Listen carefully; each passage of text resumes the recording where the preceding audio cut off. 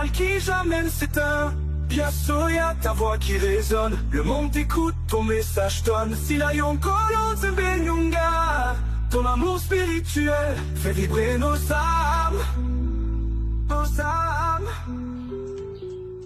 Bonjour à tous, j'espère que vous vous portez bien, que la grâce du divin créateur continue de vous accompagner, de vous illuminer et toujours de vous faire grâce chaque jour. Alors, nous allons continuer notre thématique. Il y a quelques années déjà, j'avais parlé de la superficie de notre continent. Alors, aujourd'hui, je continue sur le positionnement de notre Éden.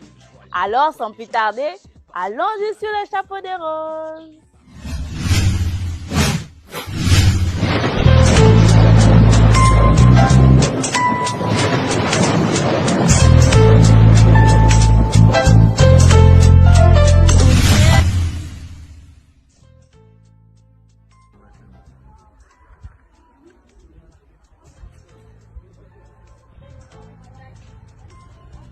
Ce sujet me laisse un arrière-goût amer et vous allez comprendre pourquoi. Allons du principe que les premiers hommes sont apparus dans notre continent de la Terre Noire, Alkebulan. Poursuivons du principe que toutes les bases scientifiques viennent des mélaninés comme nous, donc nos ancêtres.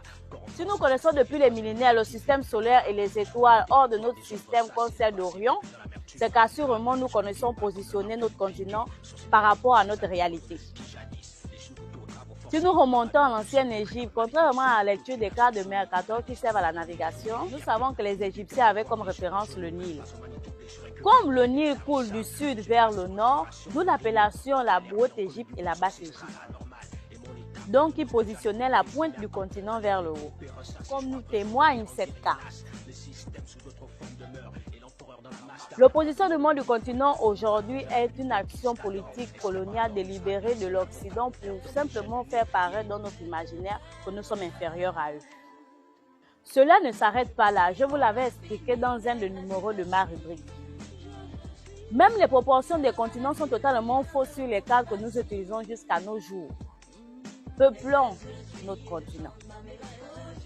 Si nous sommes conscients de tout cela, alors pourquoi continuons-nous à utiliser des cartes qui ne tiennent du tout pas compte de la réalité? Et puis, allons-nous encore et toujours accepter que le monde occidental continue ainsi à minimiser notre impact historique, scientifique et spirituel? En Séléral, Eva Memanakobo, ici j'ai fini de parler. Mita Vietnamiaka, n'oubliez pas de partager à Kala parce que Ening, la vie, c'est le partage. Alors, je vous souhaite une bonne journée.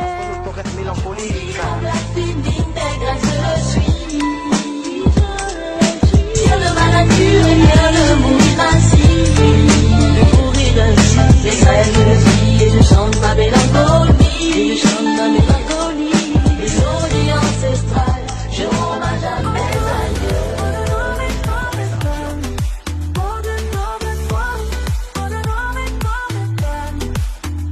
Bon, ta peau est noire et belle comme l'étoile qui jamais ne s'éteint. Bien Soya, ta voix qui résonne, le monde écoute, ton message tonne. Si la Yonkolon Benyunga, ton amour spirituel fait vibrer nos âmes. Nos âmes.